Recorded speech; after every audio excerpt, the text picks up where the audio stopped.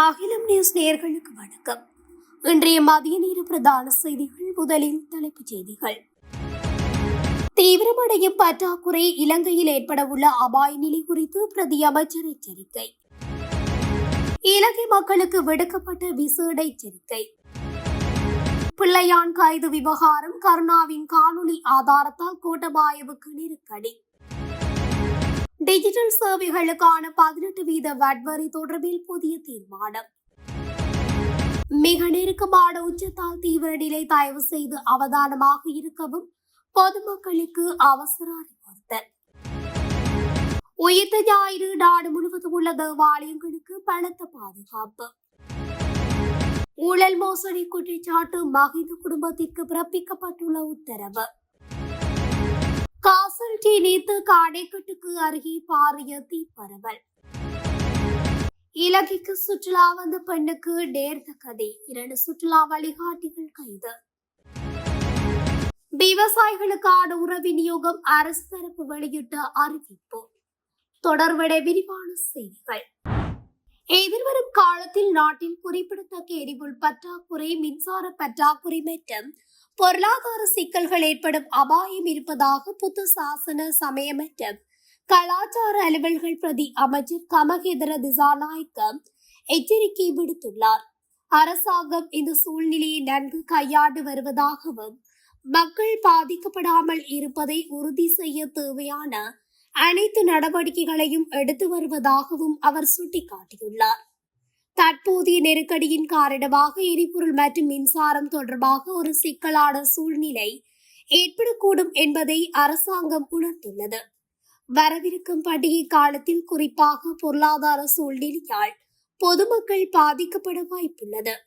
இந்த கடினமான சூழ்நிலையில் இருந்து மக்களை மீட்க அரசாங்கம் ஏற்கனவே பல தீர்மானங்களை எடுத்துள்ளது. எரிபொருள், மின்சாரம் மற்றும் பொருளாதார பிரச்சினைகளை கையாள்வதற்காக பல முறை சார்ந்த திட்டங்கள் தயாரிக்கப்பட்டுள்ளன.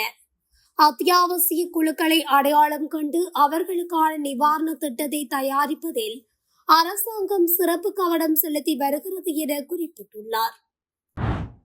கடுவெல ரெனால பகுதியில் உள்ள வீட்டின் உரிமையாளர் வீட்டை பூட்டிவிட்டு திறப்பினை வாசலில் இருந்த ஒரு காலனிக்குள் மறைத்து வைத்துவிட்டு சென்றிருந்தனர். நேற்று முன்தினம் இந்த சந்தர்ப்பத்தை பயன்படுத்தி கொண்ட மர்ம நபர் ஒருவர் திறப்பினை மிக எளிதாக கண்டெடுத்து வீட்டிற்குள் புகுந்துள்ளார். வீட்டில் இருந்த பெறுமதியான தங்க நகைகளை அந்த நபர் கொள்ளையடித்து சென்றுள்ளதாக உரிமையாளர்கள் முறைப்பாடு செய்துள்ளனர். பாடசாலை முடிந்து வரும் பிள்ளைகளின் வசதிக்காகவே திறப்பினை வெளியில் மறைத்து வைத்ததாக தெரிவித்த உரிமையாளர் தற்போது பெரும் நஷ்டத்தை சந்தித்துள்ளார். பாடசாலை முடித்து வரும் பிள்ளைகளுக்காகவோ அல்லது தாமதத்தை தவிர்க்கவோ வாசற்படிக்கு அடியில் பூந்தொட்டிகளில் திறப்பினை வைப்பதை திருடர்கள் தங்களுக்கு சாதகமாக பயன்படுத்திக் கொள்கின்றனர். இச்சம்பவம் குறித்து நவகமுவ போலீசார் தீவிர விசாரணைகளை ஆரம்பித்துள்ளதுடன் பொதுமக்களை இவ்வாறான பாதுகாப்பற்ற செயல்களை தவிர்க்குமாறு அறிவுறுத்தியுள்ளனர். பிள்ளையான் கைது விவகாரம் மீண்டும் சூடுபிடிக்க தொடங்கியுள்ளது. கிழக்கு பல்கலைக்கழகத்தின் முன்னாள் துணைவேந்தர் ரவீந்திரநாத் காணாமலாக்கப்பட்டமை தொடர்பில் பிள்ளையான் கைது செய்யப்பட்டிருந்தார். கடந்த 2ஆம் தேதி கல்கிசை நீதிமன்றில் பிள்ளையான் முன்னிலையான நிலையில் குற்றப்புலனாய்வு பிரிவினர் பல விடயங்களை அம்பலப்படுத்தினர். இந்த நிலையில் கடந்த கால 2 சம்பவங்கள் இந்த விசாரணைக்கு முக்கிய சான்றுகளாக மாறியுள்ளன. விடுதலை புலிகள் அமைப்பில் இருந்து பிரிந்த கருணா 19/12 மாதம் விடுதலை புலிகள் அமைப்பில் இருந்து பிரிந்த கருணா வழங்கிய வாக்குமூலம் விசாரணை வலயத்தில் எடுத்துக் கொள்ளப்பட்டதாக கூறப்படுகின்றது. சிஐடியினருக்கு வாக்குமூலம் வழங்கிவிட்டு வெளியே வந்த கருணா கிழக்கு பல்கலைக்கழகத்தின் முன்னாள் துணைவேந்தர் ரவீந்திரநாத் தொடர்பில் வாக்குமூலம் வழங்கவே இங்கு வந்தேன் என்று குறிப்பிட்டிருந்தார். இந்த பிரச்சினையில் கோட்டபாயவுக்கும் தொடர்புகள் இருப்பதாகின்ற விசாரணைகளும் தற்போது எழுந்த வண்ணம் உள்ளது. வெளிநாட்டு நிறுவனங்களால் இலங்கையில் வழங்கப்படும் டிஜிட்டல் சேவைகளுக்கான 18% வட் வரி தொடர்பில் புதிய தீர்மானம் ஒன்று எடுக்கப்பட்டுள்ளது. அந்த வகையில் குறித்த வரியை நடைமுறைப்படுத்துவதை எதிர்வரும் ஜூலை 1ஆம் தேதி வரை ஒத்திவைக்கப்பட உள்ளதாக விசேட சுற்றறிக்கையின் மூலம் உள்நாட்டு இறைவரி திணைக்களம் தெரிவித்துள்ளது. வட் சட்டத்தில் மேற்கொள்ளப்பட வேண்டிய உத்தியோகபூர்வ திருத்தங்கள் மற்றும் தகவல் தொழில்நுட்ப நிறுவனங்கள் எழுப்பியுள்ள கரிசனைகளை கருத்தில் கொண்டு இந்த தீர்மானம் எடுக்கப்பட்டுள்ளது. மின் வணிகம், டிஜிட்டல் சந்தைப்படுத்தல், இணைய பாதுகாப்பு, தகவல் தொழில்நுட்ப ஆதரவு சேவைகள் மற்றும் நிதிநுட்பம் போன்ற சேவைகள் இந்த வரி விலைக்குள் கொண்டுவரப்பட உள்ளன. ஆரம்பத்தில் கடந்த ஆண்டு அக்டோபர் 1 முதல் இந்த வரி நடைமுறைப்படுத்தப்படவிருந்தது. பின்னர் அது ஏப்ரல் 1 வரை ஒத்திவைக்கப்பட்டது. தற்போது இரண்டாவது முறையாக ஜூலை 1 வரை கால நீடிப்பு செய்யப்பட்டுள்ளது. நாடாளுமன்றத்தின் ஒப்புதலுடன் இந்த வரி நடைமுறையாகும் பட்சத்தில் டிஜிட்டல் சேவைகளுக்கு வரி விதிக்கும் உலகின் சுமார் 120 நாடுகளின் பட்டியலில் இலங்கையும் இணையவுள்ளமை குறிப்பிடத்தக்கது. சூரியனின் தெற்கில் இருந்து வடக்கு நோக்கிய நகர்வின் காரணமாக ஏப்ரல் 5ஆம் தேதி முதல் 15ஆம் தேதி வரை இலங்கை நிலப்பரப்பிற்கு நேரே சூரியன் உச்சம் கொடுக்கும் என்று வளிமண்டலவியல் திணைக்களம் அறிவித்துள்ளது. திணைக்களத்தின் தரவுகளின்படி இன்று நண்பகல் 12:13 மணியளவில் தொட்டத்துவ, ரத்கம, யக்களமுள்ள, அக்குரசம், முல்கிரிகல, ரண்ண, கலமட்டிய, உஷன்குட ஆகிய பகுதிகளில் சூரியன் மிக நெருக்கமாக உச்சம் கொடுக்கும் என்று எதிர்பார்க்கப்படுகிறது. இந்த காலப்பகுதியில் நிலவும் அதிக வெப்பம் காரணமாக பொதுமக்கள் அவதானத்துடன் இருக்குமாறு அறிவுறுத்தல் வழங்கப்பட்டுள்ளது. மேல் சபரகமுவ, தென் கிழக்கு, வடமேல், வடக்கு மற்றும் வடமத்திய மாகாணங்களுக்கும் மொனராகலை மாவட்டத்திற்கு வெப்பமான வானிலை தொடர்பில் வளிமண்டலவியல் திணைக்களம் எச்சரிக்கை விடுத்துள்ளது. தயவு செய்து அவதானமாக இருக்குமாறு அறிவுறுத்தப்பட்டுள்ளது. வெப்பச்சுட்டன், அதாவது மனித உடலில் உணரப்படும் வெப்பநிலையானது மேல் சப்ரகமுவ, தென் கிழக்கு, வடமேல், வடக்கு மற்றும் வடமத்திய மாகாணங்களிலும் மொனராகலை மாவட்டத்திலும் சில இடங்களில் எச்சரிக்கை மட்டம் வரை அதிகரிக்கலாம் என்று எதிர்பார்க்கப்படுகிறது.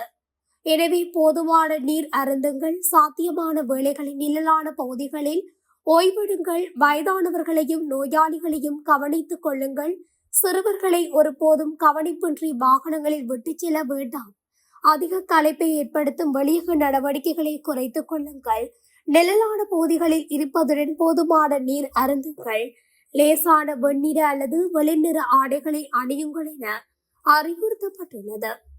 இன்று நாடு முழுவதும் கிறிஸ்தவர்களால் உயிர்ப்பு பெருநாள் கொண்டாடப்படுகின்ற நிலையில் பாதுகாப்படையினர் விசேட பாதுகாப்பு ஏற்பாடுகள் பலப்படுத்தப்பட்டுள்ளன. காவல்துறை மாதிபர் பிரியந்த வீரசூரிய வழங்கிய விசேட அறிவுறுத்தல்களுக்கு அமைய காவல்துறையினர் மற்றும் இராணுவத்தினர் தேவாலயங்களை சூழ பாதுகாப்பணியில் ஈடுபடுத்தப்பட்டுள்ளனர். அனைத்து காவல் நிலையங்களுக்கும் காவல்துறை அதிபரினால் விசேட உத்தரவுகள் பிறப்பிக்கப்பட்டுள்ளன. குறிப்பாக மக்கள் அதிகளவில் கூடும் தேவாலயங்களை அடையாளம் கண்டு அங்கு மேலதிக பாதுகாப்பை வழங்குமாறு அறிவுறுத்தப்பட்டுள்ளது. காவல்துறையினர், விசேட அதிரடிப்படையினர் மற்றும் இராணுவத்தினர் இணைந்து நாடு தழுவிய ரீதியில் தேவாலயங்களுக்கு பாதுகாப்பு வழங்கி வருகின்றனர். கொழும்பு உள்ளிட்ட பிரதான நகரங்களில் உள்ள முக்கிய தேவாலயங்களில் ஆயுதமேந்திய காவல்துறையினரும் இராணுவத்தினரும் கடமையில் ஈடுபடுத்தப்பட்டுள்ளனர். கடந்த 2019ஆம் ஆண்டு உயிர்த்த ஞாயிறு தினத்தன்று நடத்தப்பட்ட தற்கொலை தாக்குதல்களை கருத்தில் கொண்டு பக்தர்களின் பாதுகாப்பை உறுதிப்படுத்தும் ஒரு முன்னெச்சரிக்கை நடவடிக்கையாகவே இந்த பாதுகாப்பு பலப்படுத்தப்பட்டுள்ளது. ஈஸ்டர் வார இறுதி மற்றும் தாக்குதல்களின் நினைவு தினத்தை முன்னிட்டு நிலவும் உணர்வுபூர்வமான சூழலை கருத்தில் கொண்டு காவல்துறையினர் மற்றும் பாதுகாப்பு பிரிவினர் மிகுந்த அவதானத்துடன் இருக்குமாறு கேட்டுக் கொள்ளப்பட்டுள்ளனர். ஊழல் குற்றச்சாட்டு தொடர்பில் முன்னாள் ஜனாதிபதி மஹிந்த ராஜபக்ச மற்றும் அவரது குடும்பத்தினரின் கையூட்டல் ஊழல் குற்றச்சாட்டுகளை விசாரணை செய்யும் ஆணைக்குழு உத்தரவு ஒன்றை வழங்கியுள்ளது. அதற்கமைய 2010 முதல் 2015 வரையான காலப்பகுதிக்குரிய சொத்துக்கள் மற்றும் பொறுப்புகள் தொடர்பான விவரங்களை சத்திய கடதாசி மூலம் சமர்ப்பிக்குமாறு கோரப்பட்டுள்ளது.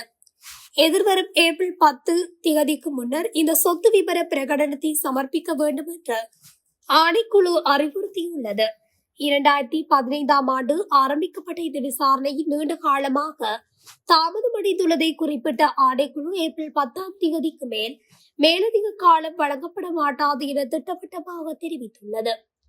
மஹிந்த ராஜபக்சவை தவிர இனிய பல முக்கிய அரசியல்வாதிகளுக்கும் கடந்த வியாழக்கிழமை அவ்வாறான அறிவித்தல்கள் வழங்கப்பட்டுள்ளன.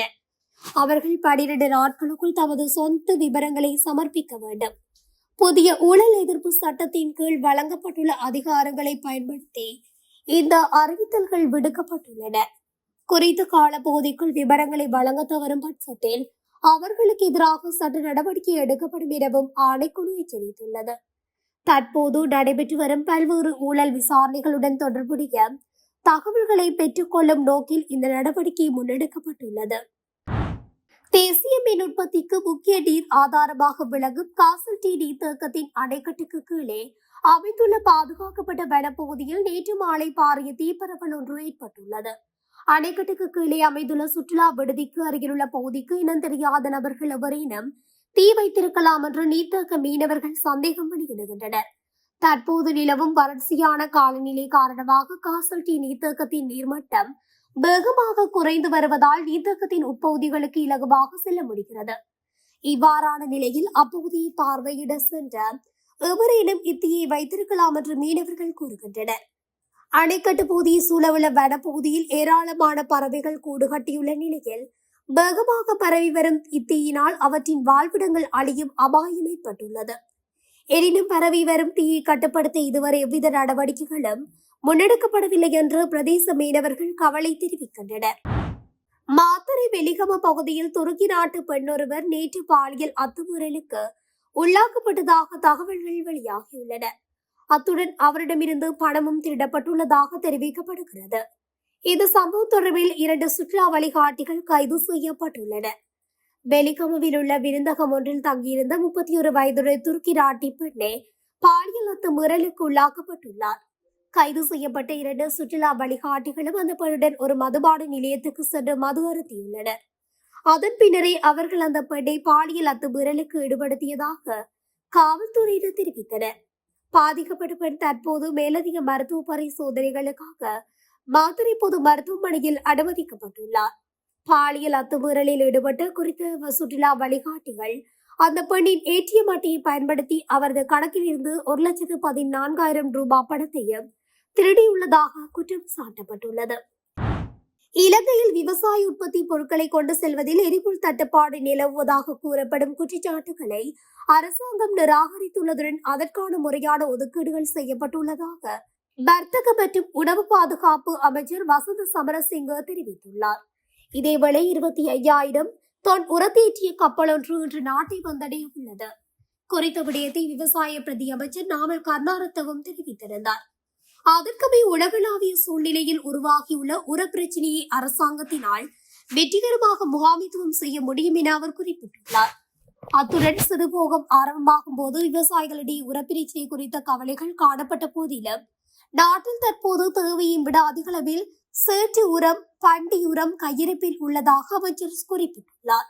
செந்நேற்றிகைக்கு தேவையான யூரியா உரம் தொடர்பில் சிக்கல் காணப்பட்டாலும் நாட்டில் தற்போது 1,00,000 தொன் யூரியா கையிருப்புள்ளதாகவும் அவர் தெரிவித்துள்ளார். இதனிடையே ஏனைய பயிற்சிகளுக்கான தேவைகளை பூர்த்தி செய்வதற்காகவே இன்று 25,000 தொன் உரம் அடங்கிய கப்பல் ஒன்றை நாட்டை வந்தடைய உள்ளதாக பிரதியமைச்சர் நாமல் கருணாரத்ன தெரிவித்துள்ளார். இத்துடன் அகிலம் நியூஸின் இன்றைய மதிய நேர பிரதான செய்திகள் நிறைவடைகின்றன. தொடர்ச்சியாக செய்திகளை அறிந்து கொள்ள அகிலம் நியூஸ் ஊடகத்துடன் இணைந்திருங்கள். நன்றி, வணக்கம். அகிலம், மாற்றத்திற்கான மக்கள் குரல். இந்த வீடியோ பிடிச்சிருந்தா லைக் பண்ணுங்க, கமெண்ட் பண்ணுங்க, ஷேர் பண்ணுங்க. மறக்காம கீழே இருக்க பெல் ஐகானை கிளிக் பண்ணுங்க.